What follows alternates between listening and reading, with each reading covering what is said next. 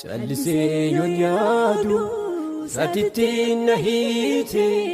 hidhaa jaalala kee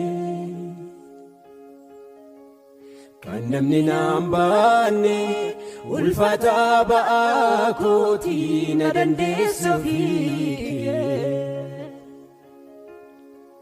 callisee yoon yaadu satitti na hiite hidhaa jaalala kee kan namni naan baanne ulfaata ba'aa kootii na dandeessa fiigee jaalalaaf safuudha gita koo si dhaabee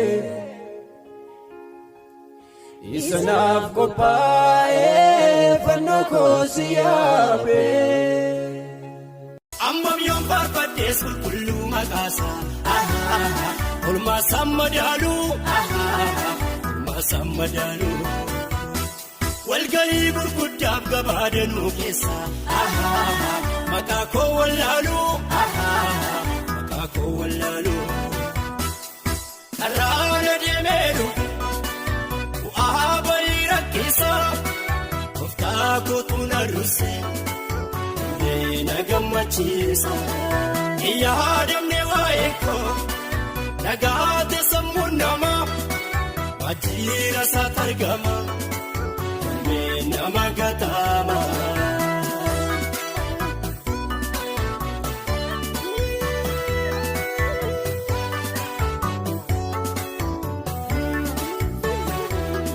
Eenyuun narraa dhowwaa irreessaa sajjaba faana saamtuun beeku isa nachi bagoo dhoksaatti itti boo'e naaf godheera taakku kaa'umsa koon beekaa duwwaarraa na fide ijjittiinu gidduu yeroo dhibbaa normaa yoo koloneeffate namni isaa hin badu karraana deemeeru bu'aa bayii rakkisaa gooftaa kootu na durse na gammachiisa yaadamne waa'ee koo nagaate sammuu namaa waajjira isaatti argama nama gataama.